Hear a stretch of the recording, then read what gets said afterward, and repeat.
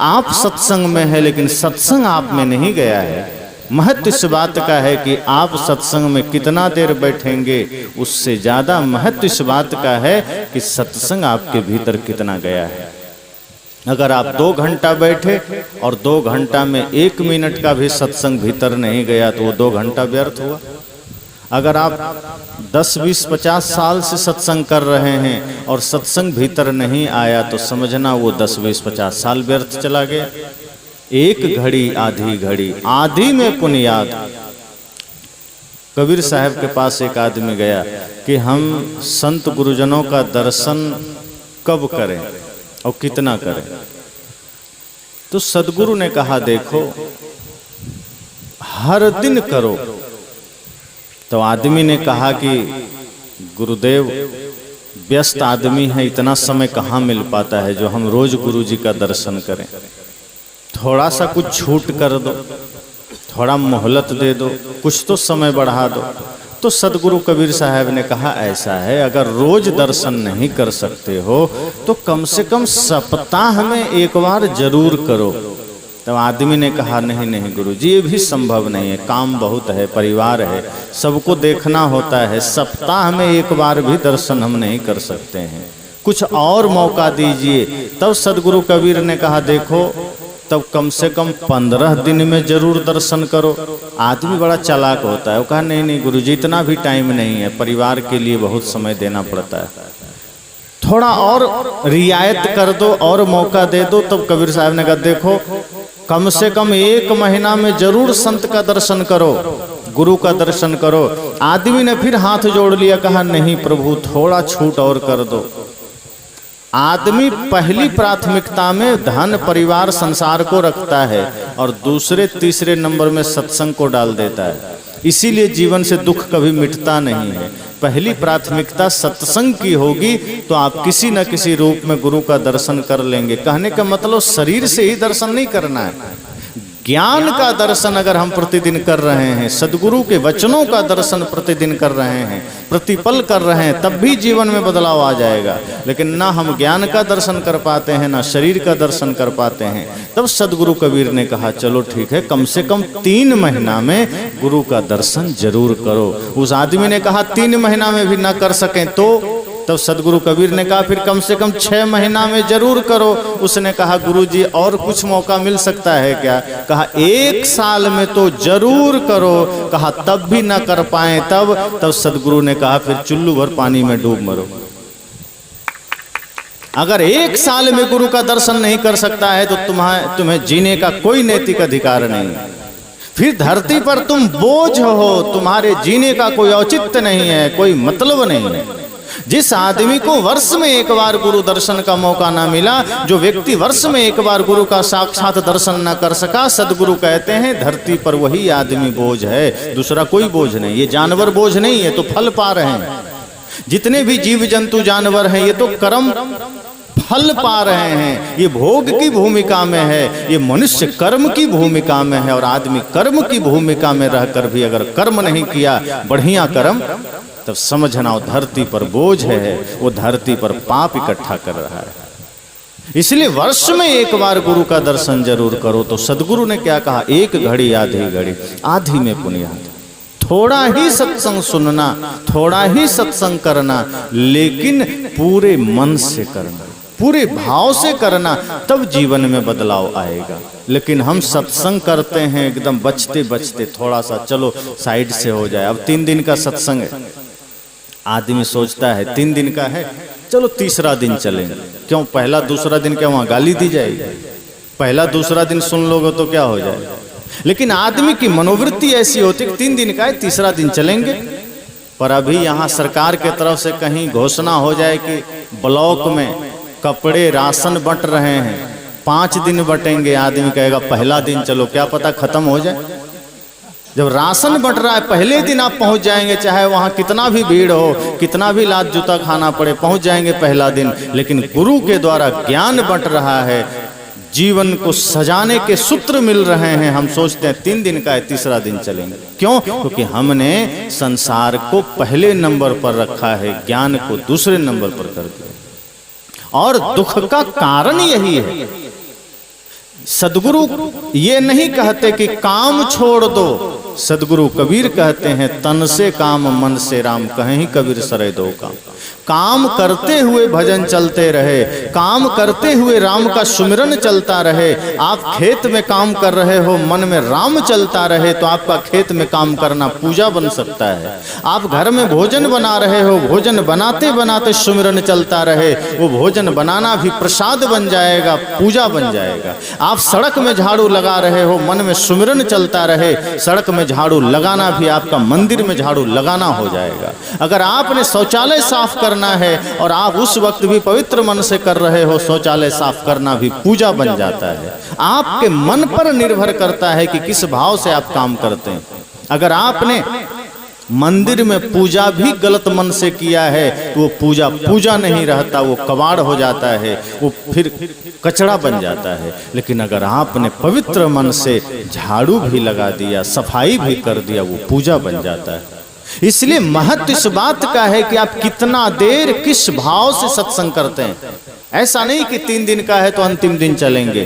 3 दिन का सत्संग है, तीनों दिन सुनो। क्या पता कौन विचार कौन ज्ञान आपके जीवन को बदल दे। क्योंकि सत्संग में तो हम बैठ गए, लेकिन सत्संग हमारे अंदर नहीं बैठा तो सोचो जीवन कितना बोझिल हो जाएगा। सत्संग में आ गए लेकिन सत्संग हमारे मन में प्रवेश नहीं किया तो जीवन कितना भारी बन जाएगा। सत्संग हमें पूर्ण रूप से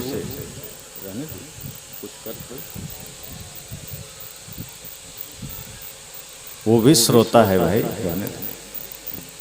किसी जन्म का पुण्य उदय होगा, शांति से बैठा है।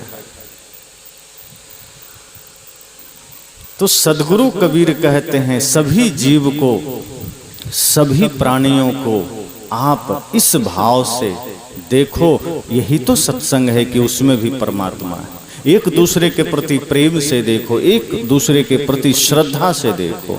और यही सत्संग है कि क्षण भर को भी सत्संग में बैठो आपका मन बदल जाए, क्षण भर को भी सत्संग में बैठो आपका जीवन बदल जाए। लेकिन हम करते उल्टा है। 2-4 घंटे भी सत्संग में बैठेंगे और जब यहाँ से लौटेंगे कोई घर में पूछेगा क्या सुना, तो कितने लोग को याद रहता है। आदमी कहता है देखो ध्यान नहीं है, थोड़ा सा सुना, भूल गए। लेकिन अभी यहाँ से निकलते निकलते कोई आपको गाली दे दे और 1 महीना बाद पूछे कि किसी ने गाली दिया था, कहेंगे बिल्कुल दिया था, उसी चौराहे पर दिया था, इतने बज के इतने मिनट पर दिया था, हम भी देख लेंगे। मतलब गाली दिया तो गांठ बांध लिए, और गीत मिला, भजन मिला, ज्ञान मिला तो भूल गए। ज्ञान याद नहीं है, गाली याद है। यही तो मनोवृत्ति है हमारी कि हम गंदगी को रख लेते हैं सब और अमृत को छोड़ देते हैं। संत से ज्ञान मिला, हम उसका महत्व नहीं दिए, उसको हमने कहीं किसी कूड़ादान में रख दिए। लेकिन किसी ने गंदगी दे दी, हमने रख लिया, तो कैसे जीवन में परिवर्तन आएगा। किसी ने आपकी निंदा कर दी, आलोचना कर दी, आपने उसको सीने से लगा लिया कि हाँ उसने मुझे किया था। बचपन में भी आपको किसी ने गाली दिया होगा, आप याद रखते हैं। 10 साल पहले आपके साथ किसी का झगड़ा हुआ, आप झगड़ा याद रखते हैं। अब मान लीजिए कोई 70 वर्ष के हैं और आपकी उम्र रही होगी 15 साल, उस वक्त आपका जिससे झगड़ा हुआ था वो आपको याद होगा। लेकिन 70 दिन पहले आप किसी सत्संग में कोई ज्ञान की बात सुने होंगे, आप भूल जाएंगे। तो ज्ञान अक्सर हम त्याग देते हैं, भूल जाते हैं, पर जो कचरा है वो हम याद रखते हैं। हमारे जीवन में दुख का कारण यही तो है। दुख का कारण कोई दूसरा नहीं है, हम खुद दुख का कारण है। हमारा मन हमारा दुख का कारण है, हमारा कर्म हमारा दुख का कारण है। इसलिए सदगुरु कहते हैं 1 घड़ी आधी घड़ी सत्संग थोड़ा भी सुनो, लेकिन पूरा सुनो। और थोड़ा सा सत्संग भी आपके जीवन को बदल सकता है, परिवर्तन कर सकता है, आपके जीवन में परिवर्तन ला सकता है। लेकिन उस भाव से सुनेंगे तब ना। हम उस भाव से, उस समर्पण से सुनते ही नहीं हैं। संतजन तो कहते हैं अगर 2 घंटे सत्संग सुनने का लाभ मिले, अवसर मिले, तो उस 2 घंटे तक ये सोचना कि पूरी दुनिया में कोई कुछ मेरा नहीं है। बस ये सत्संग में उतना पूर्ण एकाग्रता से आप बैठ जाना। ये सोचना कि कुछ नहीं, बाहर कुछ नहीं, जो कुछ है सो ये 2 घंटा मेरा है, ये ज्ञान ही मेरा सहारा है। लेकिन हम करते क्या हैं? सत्संग में बैठे भी हैं तो मन घूम रहा है बाजार में, क्या रे कपड़ा लेना था, भोजन लेना था, जूता लेना था, बेटे पर ध्यान चला गया, जानवर पर ध्यान चला गया, कमरे में खिड़की खुली रह गई, पंखा चलता रह गया, दुनिया भर की बातें, ये काम छूट गया, वो छूट गया। आप बैठे हैं सत्संग पंडाल में, मन बाहर चक्कर लगा रहा है। अब दूसरा आदमी तो समझेगा कितना बढ़िया है बेचारा, सत्संग में बैठा है, उसे क्या पता कि इनका मन संसार में घूम रहा है। तो जब मन संसार में घूम रहा है तो मन ही तो है जो सत्संग से जुड़ेगा और वही सत्संग को आप तक ले जाएगा। मन साधन है, और मन रूपी साधन अगर कहीं और चला गया तो सत्संग हमारे सिर के ऊपर से चला जाएगा। जैसे बरसात हो जाए और कई लोग रेनकोट पहन लेते हैं, तो जब रेनकोट आप पहन लेते हैं बरसाती, उसके बाद आप बरसात में निकल जाएं, बारिश तो खूब होती है, देखने में तो लगेगा कि सारा पानी गिर रहा है आपके देह पर, लेकिन जब आप फिर कमरे में आके बरसाती उतारते हैं तो भीतर आपका पूरा कपड़ा सूखा के सूखा रहता है, एक बूंद भी नहीं जाता।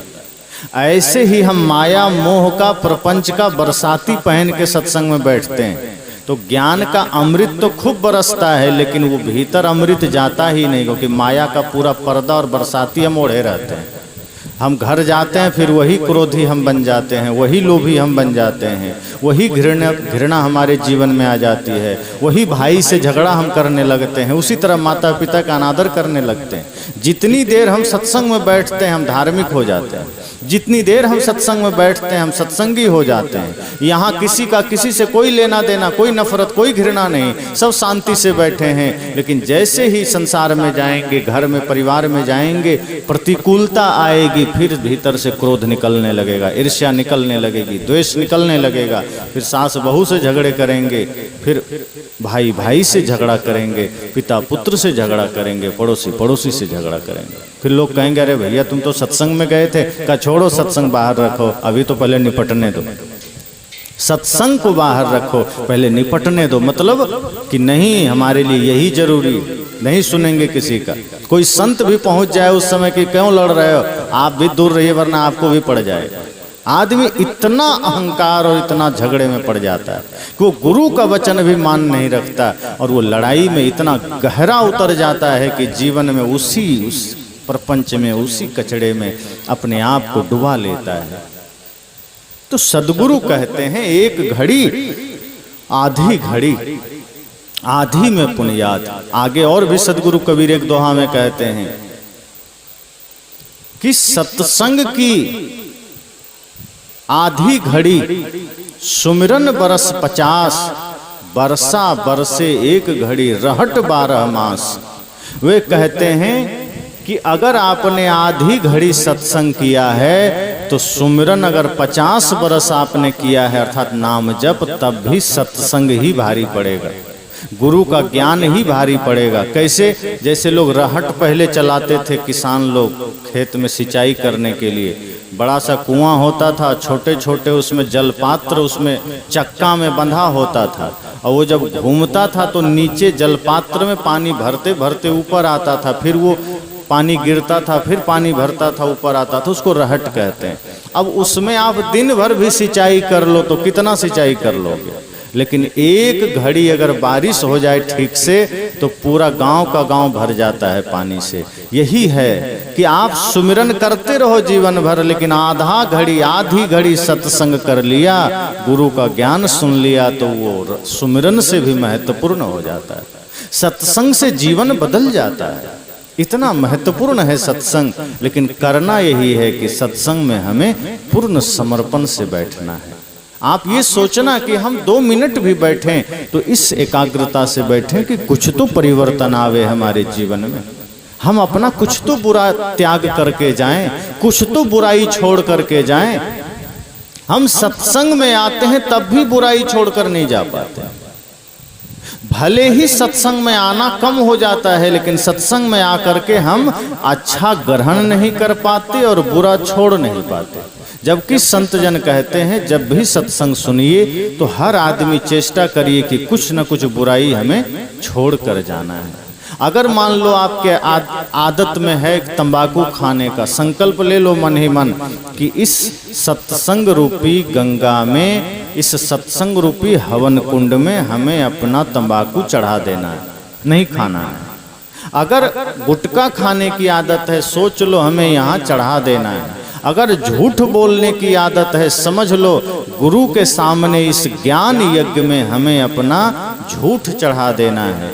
अगर गाली देने की आदत है तो इस ज्ञान कुंड में गाली चढ़ा देना। इस तरह से एक एक बुराई को आप देखना कि हमें चढ़ा कर जाना है, हमें लेकर नहीं जाना है। लेकर आए थे, लेकिन जब यहाँ से जाओ तो निर्विकार होकर जाओ। अब एक दिन में सब बुराई नहीं छूटेगी, लेकिन एक एक छोड़ना शुरू करेंगे तो धीरे धीरे सब छूटेगी। एक गांव में सत्संग हो रहा था, तो एक आदमी था जो बड़ा आलसी था और शराबी भी था एक नंबर का। पत्नी बेचारी परेशान थी, वो देखती थी कि काम कुछ करता नहीं है, और जब देखो तब एक बोतल चढ़ा लेता है, शराब पी लेता है, और नशा में यहाँ वहाँ बदमाशी करते हुए फिर घर आता है, घर में भी बदमाशी करता है। तो एक जगह सत्संग हो रहा था, पत्नी ने कहा देखो सत्संग है पास में, तुम चले जाओ। उस आदमी ने कहा नहीं, मुझे सत्संग वत्संग से कोई मतलब नहीं, वहाँ जाएंगे साधु लोग का काम यही है, शराब छोड़ दो, नशा छोड़ दो, फालतू का काम। अरे हम अपना पैसा का पीते हैं, साधु का क्या जाता है। और झूठे पीछे पड़ा है, शराब छोड़ दो, क्यों छोड़ दें शराब। पत्नी ने कहा देखो जाना तो पड़ेगा, अब दूर ना जाओ, पास में सत्संग है, जाना तो पड़ेगा। वो सोची बेचारी क्या पता जाने से इसका शराब छूट जाए, इसीलिए भेज रही थी। तब उसने कहा ठीक है जाएंगे, लेकिन ये बताओ वहाँ जाएंगे तो वहाँ शराब मिलेगी क्या, पागल हुए हो? इसलिए तो भेज रहे कि शराब छूटे, और तुम पूछ रहे वहाँ शराब मिलेगी? सत्संग में कहीं शराब मिलता है? चाय तक नहीं मिलेगी, लेकिन जाओ। उसने कहा नहीं जाएंगे। पत्नी ने कहा फिर भोजन नहीं देंगे, और अगर नहीं गए तो ये देखो झाड़ू हाथ में सिर पर पड़ेगी। बेचारा सोचा क्या पता गुस्से में सिर पर झाड़ू दे ही दे, अच्छा है चल देते हैं। फिर सोचा जा तो रहे हैं, पता नहीं 2-3 घंटा बैठना पड़ेगा, कितना देर बैठना पड़ेगा, दिक्कत हो जाएगी। ऐसा करते हैं पहले से पी लेते हैं, क्योंकि बिना पिए तो रहता नहीं था। तो रास्ते में मिली दुकान शराब की, एक बोतल चढ़ा लिया और पी करके कुछ दूर चला। तब तक थोड़ी थोड़ी नशा चढ़ी थी। वो वहाँ गया, आराम से एक पंडाल में एक बांस के खूंटे के पास बैठ गया, पीठ को एकदम अटका के टिक करके बैठ गया।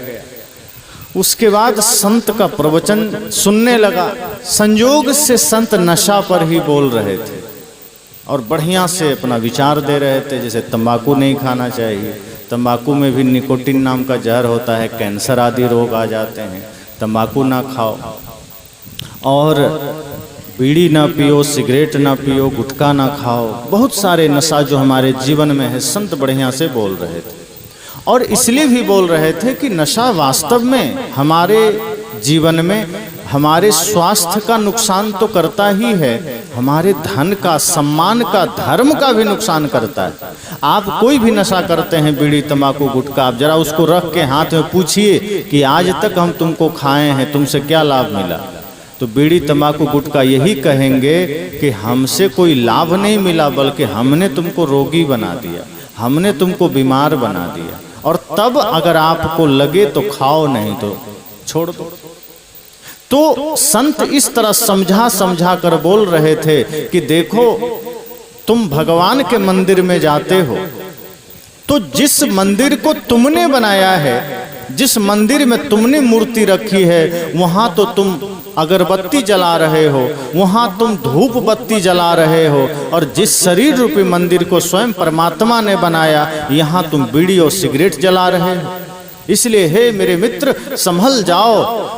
जिस मंदिर को तुमने बनाया वहां तुम मिश्री और बतासा चढ़ा रहे हो, और जिस शरीर रूपी मंदिर को स्वयं परमात्मा ने बनाया वहां तुम गुटखा और तंबाकू चढ़ा रहे हो। मेरे मित्र संभल जाओ, जिस मंदिर को तुमने बनाया वहां तुम दूध और गंगा जल चढ़ा रहे हो, और जिस शरीर रूपी मंदिर को स्वयं परमात्मा ने बनाया यहाँ तुम शराब चढ़ा रहे हो, इसलिए संभल जाओ। बढ़िया से संत ने समझाया। तब तक उस आदमी को नशा चढ़ गया था, अब वो एकदम झूम रहा था।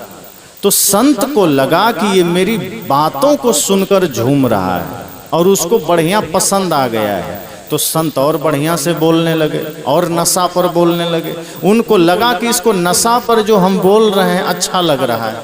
संत को पता थोड़े था कि वो नशे में, उनको लग रहा था ये सुनकर झूम रहा है।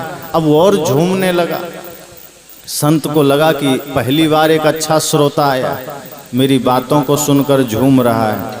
लेकिन धीरे धीरे जो गांव के लोग थे वो पहचान गए थे कि ये तो एक नंबर शराबी है, ये कैसे पहुंच गया है, ये तो झूम रहा है, नशे में होगा। फिर भी हो सकता है भाई कहीं सत्संग में मन लग गया हो, क्योंकि दूर वाले को थोड़े पता चल रहा था कि नशा में, थोड़ा सा किनारे बैठा था, गंध भी नहीं आ रही थी।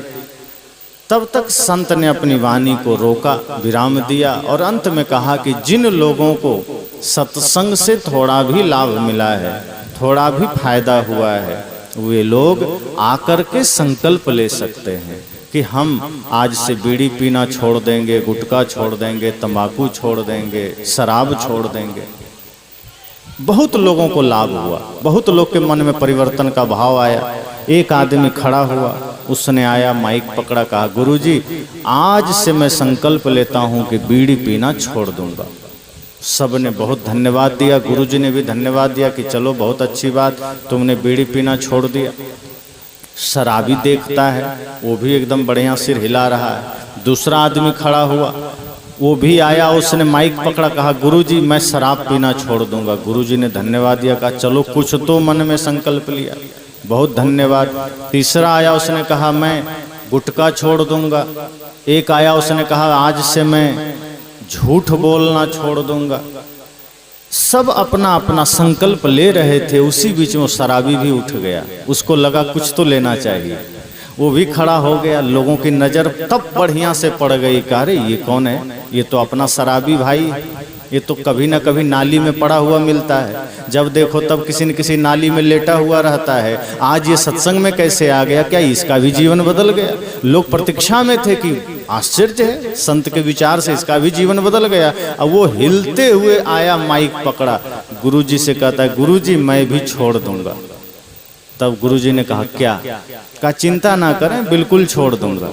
तो गुरुजी ने कहा सबने तो नाम लिया है, बीड़ी, तंबाकू, गुटखा, शराब, तुम क्या छोड़ोगे ये तो बताओ। कहा गुरुजी आप चिंता ना करें, निश्चिंत रहें, मैं बिल्कुल छोड़ दूंगा। अरे बेवकूफ, छोड़ क्या देगा, कल को तुम शराब पीता मिल जाए और कोई कहे कि तुमने तो संकल्प लिया था, तो तुम कह दोगे हमने तो नाम लिया ही नहीं, तो तुम ये तो कहो कि तुम क्या छोड़ दोगे। उसने कहा मैं आज से सत्संग में आना ही छोड़ दूंगा, लेकिन शराब नहीं छोड़ूंगा, लेकिन पाप नहीं छोड़ूंगा। यही हाल हम सब का है। संत के सामने खड़ा हो करके उसने ये कहा कि मैं छोड़ दूंगा, लेकिन पाप नहीं, शराब नहीं, अधर्म नहीं, मैं धर्म को ही छोड़ दूंगा, मैं ज्ञान को ही छोड़ दूंगा, मैं सत्संग को ही छोड़ दूंगा। वही हम करते हैं, हम सत्संग में आते हैं, बैठते हैं, संत को सुनते हैं, लेकिन ज्ञान ही छोड़कर चले जाते हैं, सत्संग ही छोड़कर चले जाते हैं। पंडाल से उठते हैं, कपड़े झाड़ते हैं, कपड़े झाड़ने के साथ ज्ञान भी यहीं झाड़ देते हैं।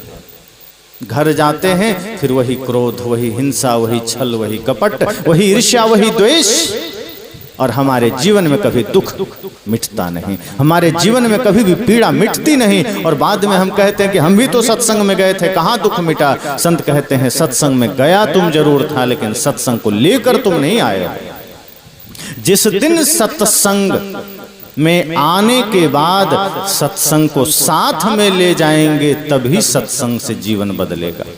आप सत्संग को पंडाल में ही छोड़ देते हैं, आप पंडाल में सत्संग छोड़ देंगे तो घर में कैसे काम करेगा। सत्संग को साथ में ले जाना, और सत्संग तो यहाँ सिर्फ सुन रहे हैं, असली सत्संग तो घर में, बाजार में, खेत में, खलिहान में, ऑफिस में ही होना है। यहां से सत्संग को ले जाना घर में, और जिस दिन आप सत्संग घर में ले जाएंगे झगड़ा बंद हो जाएगा घर में, ध्यान रखना। क्योंकि एक बार में एक ही काम हो सकता है। अगर आपने अपने हृदय में सत्संग को ले लिया है और घर चले गए, तो जिस प्रवृत्ति के कारण आप लड़ते थे, अब उस हृदय में वहां पर सत्संग ने डेरा जमा दिया है, और जिस हृदय में सत्संग बैठ गया वहां से अब गाली नहीं निकल सकता है। जिस हृदय में सत्संग का निवास हो गया वहां से झूठ नहीं निकल सकता है, और फिर भी अगर निकल रहा है तो समझ जाना सत्संग यहां बैठा ही नहीं। और इसलिए तो हम सब ने चालाकी की, मंदिर बना दिया गांव के बाहर, और शमशान घाट और ज्यादा बाहर। मंदिर बना दिया बाहर, शमशान घाट और ज्यादा बाहर, और घर को क्या बना दिया? बूचड़ खाना। मंदिर बनाना था अपने शरीर को, अपने घर को, हमने इसे नहीं बनाया, बाहर बना दिया। क्यों? अगर घर को मंदिर बनाएंगे तो फिर मंदिर में भगवान बैठेंगे, और भगवान बैठेंगे तो फिर बुराई हम कर ही नहीं सकते, छल हम कर नहीं सकते। लेकिन करना हमें बुराई है, तो राम को हम घर में कैसे बैठने देंगे? फिर तो रावण को बिठाना पड़ेगा। हृदय में हम राम को कैसे बिठा लेंगे? जिसके हृदय में राम बैठ जाएंगे वो व्यक्ति अपने भाई से झगड़ा कर पाएगा? जिसके हृदय में राम का निवास हो जाएगा वो अपने भाई का हक मारेगा? जिसके हृदय में राम बैठेंगे वो अपने माता पिता का अनादर करेगा? माता पिता का अनादर करने के लिए हृदय में रावण का बैठना जरूरी है। भाई का हक छीनने के लिए हृदय में रावण का बैठना जरूरी है। पर स्त्री पर कुदृष्टि करने के लिए हृदय में रावण का बैठना जरूरी है। क्योंकि राम हृदय में रहेंगे तो पर स्त्री पर कुदृष्टि तो छोड़ो, पर स्त्री की छाया भी आ जाए तो राम हट जाते हैं, इतनी मर्यादा करते हैं। पर आज अगर समाज में इतने सारे पाप हो रहे हैं, इसका मतलब है कि हृदय में रावण बैठा है, और राम को हमने मंदिरों में ताला बंद करके बैठा दिया कि तुम यहीं रहो।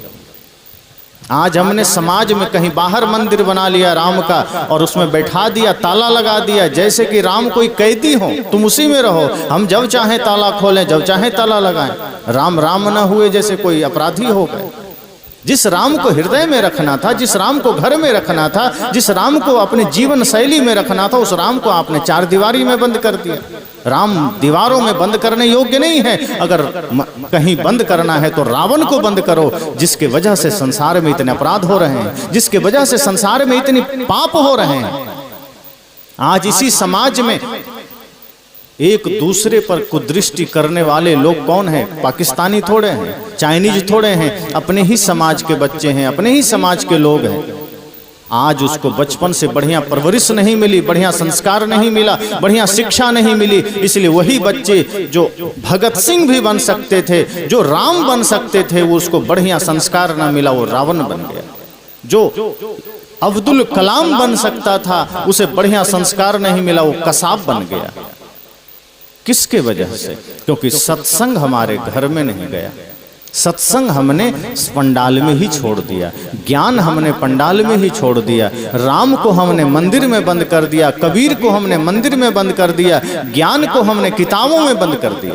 ज्ञान किताब में रहने के लिए है, ज्ञान आपके हृदय में आना चाहिए, राम आपके हृदय में आना चाहिए। आज हमारे घरों में अब राम जी के, कृष्ण जी के, बुद्ध, महावीर, कबीर के तस्वीर कहाँ रखते हैं? पहले के समय में हम लोग छोटे छोटे थे तो बहुत घरों में जाते थे तो देखते थे दीवार में लोग राम जी का, कृष्ण जी का, कबीर साहब का, भगत सिंह का तस्वीर लगाए रहते थे। अब जब मैं घरों में जाता हूँ, बढ़िया बढ़िया घरों में, तो हीरो हीरोइन के तस्वीर लोग लगाए रहते हैं। अब ना राम जी का तस्वीर है, ना कृष्ण जी का है, ना भगत सिंह का है, ना लक्ष्मीबाई का है, ना मीराबाई का है। सोचो जिस घर में अब दीवारों पर महापुरुषों की तस्वीरें हटा दी गई, उस घर का संस्कार क्या होगा? और दीवार पर तस्वीर ऐसे नहीं हटा है, पहले दिल से हटा है। दिल में राम थे, हट गए, दिल में भगत सिंह थे, हट गए, दिल में लक्ष्मीबाई थी, हट गई, तब दीवार से भी हटे हैं। पहले हमने दिल से हटाया, दिल में हमने राम को नहीं बिठाया, दिल में हमने कृष्ण को नहीं बिठाया।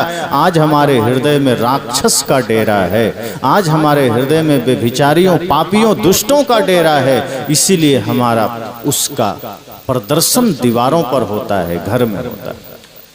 इसलिए संत कहते हैं कि आप सत्संग थोड़ा ही सुनिए, लेकिन सत्संग को घर लेकर जाइए। और जब आप सत्संग को घर लेकर जाएंगे तो आपका जीवन बदलेगा, आपका जीने का ढंग बदलेगा, आपका चिंतन बदलेगा, आपकी सोच बदलेगी। और अगर सत्संग घर तक नहीं गया तो आप जैसा थे वैसा ही रह जाएंगे, आपका जीवन जैसा था वैसा ही रह जाएगा। इसलिए बदलना है, परिवर्तन लाना है तो सत्संग को घर तक ले जाना होगा, तभी ये छोटे छोटे बच्चे भी बदलेंगे। वरना ये सब गीत गाते रहेंगे, फिल्मी गाने गाते रहेंगे। आप सत्संग करिए पंडालों में और बच्चे गाँव, पता चला घर में मोबाइल में फिल्मी गीत सुन रहे हैं, फिल्म देख रहे हैं, क्रिकेट देख रहे हैं। यही होगा। आप इधर हल्ला मचाते रह जाइए कि राम का भजन करना है, कृष्ण का भजन करना है, उधर बच्चे आपके हाथ से निकल जाएंगे। तभी तो एक महिला ने जब आइंस्टीन से पूछा कि 5 साल का बच्चा है, इसकी शिक्षा दीक्षा कब शुरू करें, तो आइंस्टीन ने कहा तुम्हारी उम्र कितनी है? उसने कहा मैं अपने बच्चे के लिए पूछ रही हूँ, मेरी उम्र से आपको क्या लेना देना। कहा नहीं, बताओ तुम्हारी उम्र कितनी है? उसने कहा 25 साल। कहा फिर तो तुम 25 साल देर से आई हो, मतलब क्या है? उसने कहा कि जो शिक्षा दीक्षा संस्कार अपने बच्चों में तुम देना चाहती हो वो तुम्हारे ही जीवन में हो जाने चाहिए। अगर तुम 25 साल पहले तुम्हारे ही जीवन में वो संस्कार आ जाते तो आज देने की जरूरत ना पड़ती, तुम्हारा संस्कार अपने बेटे में तुम खुद भर सकते थे, वो खुद आ जाता। अगर माता पिता खुद संस्कारी नहीं हुए, सत्संग सुन करके खुद जीवन में परिवर्तन नहीं आया, तो बेटे को तुम क्या कर लो? वो कोई है जो बदल जाता है। हिरण्यकश्यपु का बेटा प्रहलाद बदल गया, वरना अक्सर ऐसा होता नहीं है। कोई अपवाद ही होता है कि माता पिता बिगड़े हों, राक्षस हों और बेटा प्रहलाद बन जाए, वरना होता तो यही है कि माँ बाप अगर संस्कारी नहीं है, माँ बाप अगर बिगड़े हैं, माँ बाप ने अगर अपने जीवन में सत्संग को महत्व नहीं दिया तो उनका बेटा बिगड़ता ही बिगड़ता है, वो धर्मात्मा नहीं बन सकता। इसलिए राम अगर चाहते हो बेटा राम बने तो आपको दशरथ कौशल्या बनना पड़ेगा। अगर आप रावण और मंदोदरी बने रहे तो बेटा मेघनाद बनेगा, वो राम तो नहीं बनेगा, श्रवण कुमार भी नहीं बनेगा। इसलिए परिवर्तन अगर चाहते हो जीवन में और शुभ परिवर्तन, तो उसके लिए सत्संग को घर तक ले जाना होगा। और जब घर में सत्संग जाएगा तब घर में पवित्रता का वास होगा। ये जो चारों तरफ जो नकारात्मक नेगेटिव शक्तियां हैं फिर वो सब मिटेंगी, छटेंगी और आपके जीवन में दिव्यता का आगमन होगा। फिर हर बच्चे में आप देखोगे किसी में श्रवण कुमार का भाव जगेगा, किसी में भगत सिंह का भाव जगेगा, किसी में राम का भाव जगेगा। ये बच्चे कोरा कागज हैं, ये जन्म से बिगड़ कर नहीं आए हैं, ये हमारे साथ रह रह कर बिगड़े हैं। हमने काम ही उल्टा किया है, हमने घर को बूचड़ खाना बनाया। अब घंटा आधे घंटे के लिए हम बाहर किसी मंदिर में चले गए, किसी संत के पास चले गए, बाकी 22-23 घंटे तो हमने घर को पूरा बूचड़ खाना बना रखा है।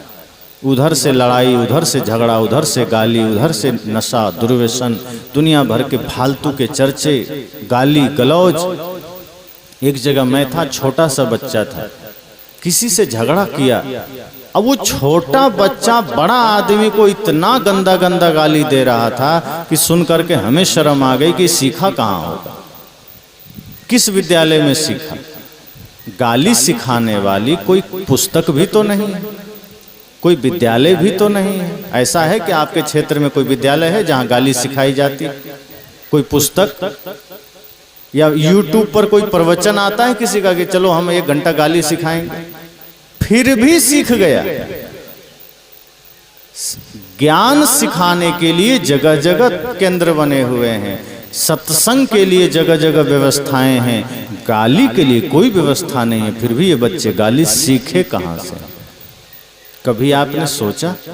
एक बच्चे को तो मैंने कहा कि देशभक्ति गीत सुनाओ तो सिर खुजलाने लगा, कहा नहीं आता है। तो क्या आता है? तो फिल्मी गाना सुनाने लगा। मैं कहा ये कहाँ से सीखा? कहा पापा से। हमने कहा दोनों एक ही नाव पर सवार हो। अब जब पिताजी गाना सिखा रहे हैं तो बेटा देशभक्ति गीत कहाँ से सीखेगा? और फिर हम सोचते हैं बेटा देशभक्त बन जाए। कैसे बन जाएगा? आप मोबाइल टीवी खोलते हो, बच्चे को डांस सिखा रहे हो। आप मोबाइल टीवी खोलते हो, बच्चे को फिल्मी गाना सुना रहे हो। घर में भी होम थिएटर लगा करके फिल्मी गाना बजा करके खुद भी नाच रहे हैं, खुद भी डांस कर रहे हैं और सोचते हैं बेटा धर्मात्मा बन जाए। तो ध्यान रखना, अगर आप फिल्मी गाना बजा करके डांस करोगे तो आपका बेटा भांगड़ा करेगा, वो बुद्ध नहीं बनेगा। अगर आप अपने बेटे को धर्मात्मा देखना चाहते हो तो अपने जीवन को शुद्ध कर लेना, पवित्र कर लेना। अगर आपके जीवन में कोई बुराई है उसे मिटा लेना। अगर आप चाहते हो आपका बेटा शराबी ना बने, अगर आप चाहते हो आपका बेटा हत्यारा ना बने, अगर आप चाहते हो आपका बेटा व्यभिचारी ना बने, वो सारे सद्गुण पहले आपको अपने जीवन में उतारना होगा। अगर एक पिता एक माँ बदल जाए तो बेटा बदल सकता है, लेकिन हम ये चेष्टा नहीं करते, हम ये प्रयास नहीं करते। इसलिए संत जन कहते हैं इससे पहले कि आपका बेटा शराबी बने, उसके हाथ में पूजा की थाल पकड़ाना। अगर बचपन से आपने पूजा की थाल पकड़ाया तो कभी हाथ में शराब का प्याला नहीं पकड़ेगा, ध्यान रखना। अगर आप चाहते हैं कि आपका बेटा ना बिगड़े, इससे पहले कि आपका बेटा हाथ में हथियार उठा ले, उसके हाथ में कलम पकड़ा देना। अगर आपने बाल्यकाल से ही कलम पकड़ा दिया तो वो हाथ में कभी हथियार नहीं उठाएगा। इससे पहले कि आपका बेटा किसी का गर्दन दबाने के लिए तैयार हो जाए, उसका हाथ किसी संत गुरु का चरण स्पर्श करा देना। वो कभी किसी का गला नहीं छुएगा। अगर आप चाहते हो इससे पहले कि आपका बेटा समाज में सबको गालियां दे, उसके मुख में परमात्मा का गुरु का नाम जपवा देना, नाम रटा देना, ताकि उसके मुख से गालियां ना निकले। ये काम आप करोगे तभी समाज सुंदर बनेगा, वरना नहीं बनेगा। इसी समाज में कितने सारे पाप हो रहे हैं, कितनी सारी समस्याएं हो रही है। आज बहुत जगह मैं देखता हूँ छोटे छोटे बच्चे इतनी गंदगी फैला रहे हैं, इतना गंदा गंदा मोबाइल में सब वीडियो देख रहे हैं। बहुत से पिता शिकायत करते हैं कि गुरुजी क्या करें, बेटा तो बिगड़ गया। मोबाइल हाथ में ले लिया, कोई कार्टून देख रहा है, कोई फिल्म देख रहा है, कोई कुछ भी अश्लील वीडियो देख रहा है। मैंने कहा आपने ही बिगाड़ा है, किसी दूसरे ने नहीं बिगाड़ा। ये काम आपका ही है, माता पिता खुद दोषी है। ये बेटा गर्भ से बिगड़ कर नहीं आया था, ये किसी दूसरे ने नहीं बिगाड़ा था। आप असावधान हैं, आपका छोटा सा बच्चा आप वहीं तंबाकू खा रहे हैं, आपका छोटा सा बच्चा आप वहीं किसी को गाली दे रहे हैं, छोटा सा बच्चा आप वहीं अखबार पढ़ रहे हैं, छोटा सा बच्चा है वहीं आप पत्नी से झगड़ा कर रहे हैं। सोचो जब आप कदम कदम पर बुरे काम करोगे, छोटा छोटा बच्चा वहां खेल रहा है, बैठा है, वो क्या सीखेगा? आपके एक एक कृत्यों को वो सीखता है। आपके द्वारा किया गया एक एक पाप के कर्म उसको एब्जॉर्ब करता है, स्वीकार करता है। इसलिए संत कहते हैं कि सजग हो जाना। बच्चे तो और ज्यादा मेमोरी से मजबूत होते हैं, कोरा कागज होते हैं। अगर आपने ये समझा कि वो अबोध है, वो नादान है, तो ये आपकी भूल है।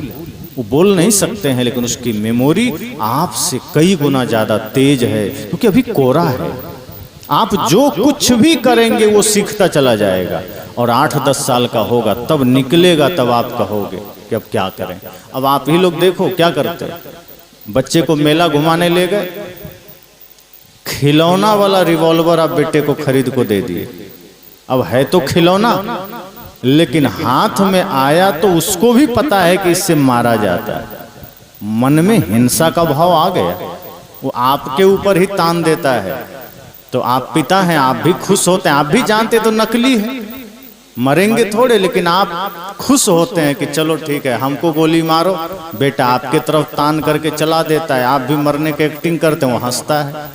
फिर दादाजी कहते हैं थोड़ा हमें भी मार दो भाई, फिर उधर मार देता है। छोटा सा बच्चा है, हाथ में रिवॉल्वर है, नकली है, खिलौना है, लेकिन संस्कार कौन सा चढ़ रहा है। फिर माँ कहती है थोड़ा हमें भी चला दो, फिर माँ के तरफ चला देता है। लेकिन बचपना जब छूटती है, धीरे धीरे किशोर होता है, बड़ा बनता है, रिवॉल्वर का संस्कार यहाँ बना रहता है। अब खिलौना वाला नहीं लेता है, ओरिजिनल लेकर आता है, और किसी बात पर झगड़ा हो गया तो पिता के कनपट्टी पर सटा देता है। अब बताओ, तब पिता थर थर करता है कि बेटा छोड़ दो। और आप रोते हैं लोगों के पास कि मेरा बेटा तो मुझ पर ही बंदूक तान दिया, तो सिखाया किसने था? बचपन में खिलौना वाला रिवॉल्वर दे के बड़का जो है बच्चा बच्चा कर रहे कि मेरा बेटा अब झेलो। उसी वक्त किताब पकड़ाते, सत्संग में ले जाते, कलम पकड़ा देते, गुरु का भजन सिखा देते, राष्ट्रभक्ति सिखा देते, देश सेवा सिखा देते, तो आज गर्व करना पड़ता, स्वाभिमान होता आपको कि मेरा बेटा धर्मात्मा है, देशभक्त है। पर आज अपने ही समाज के लिए वो लड़का कलंक बन रहा है, इसका जिम्मेदार एक माँ बाप है। आपके इसी मोहल्ले में अगर किसी बहन बेटी को निकलने में रात में अगर भय महसूस हो रहा है, तो समझ जाना इस समाज के लोगों को चुल्लू भर पानी में डूब कर मर जाना चाहिए। अपने ही मोहल्ले में अपने ही बहन बेटियों को अगर इसी मोहल्ले के लड़कों से भय लग रहा है, मतलब वहां संस्कार किस स्तर का है सोच लो। अगर अपने ही इस भारत देश में, धर्म प्रधान देश में, बहन बेटियों को कहीं जाने में आने में अगर सिर झुका के जाना पड़ रहा है, भय में जाना पड़ रहा है, तो सोचो कि सत्संग कहाँ है और रावण का प्रवृत्ति कितना असर डाला है। सत्संग तो दूर दूर तक नहीं है, ज्ञान तो दूर दूर तक नहीं है, संस्कार दूर दूर तक नहीं है, व्यभिचार का अड्डा बन गया। इसलिए संस्कार जरूरी है, इसलिए बच्चों में शिक्षा संस्कार एक साथ देना। शिक्षा तो आप दे रहे हैं, ABCD की दे दिए, धीरे धीरे अंग्रेजी विद्यालय में पढ़ाने लगे, लेकिन संस्कार नहीं दिया तो पढ़कर भी आ जाएगा, तो वो राक्षसपना नहीं मिटेगी, उसके भीतर से व्यभिचार वाला बुद्धि नहीं मिटेगी, वो भर गया है। लेकिन संस्कार अगर आपने दिया तो भले ही वो एक क्लास कम पढ़ेगा, लेकिन संस्कारी बनेगा, फिर वो धर्मात्मा बनेगा, इंसान बनेगा, फिर वो समाज में सबकी कदर करेगा, माँ बहन बेटियों को सम्मान से देखेगा, सभी लोगों के साथ सम्मान का भाव रखेगा, धर्म के मार्ग पर चलेगा, राष्ट्र की सेवा में खड़ा होगा। तो अगर चाहते हो कि आपका पुत्र धर्म परायण बने, आप चाहते हो आपका बेटा धर्मात्मा बने, तो चेष्टा करना अभी से ही शिक्षा के साथ साथ संस्कार भी देना। और आप अपने बच्चों को भगत सिंह की कहानियां पढ़ाओ, सुभाष चंद्र बोस की कहानियां पढ़ाओ, चंद्रशेखर आजाद की कहानियां पढ़ाओ, लक्ष्मीबाई की कहानियां पढ़ाओ, रामकृष्ण बुद्ध महावीर कबीर की कहानियां पढ़ाओ। जब इन महापुरुषों की, शहीदों की कहानियां पढ़ाओगे तो आपके बच्चे देशभक्त बनेंगे, मातृ पितृ गुरु भक्त बनेंगे। अगर बचपन से ही आपने राम से परिचय कराया, तब ये धर्मात्मा बनेंगे।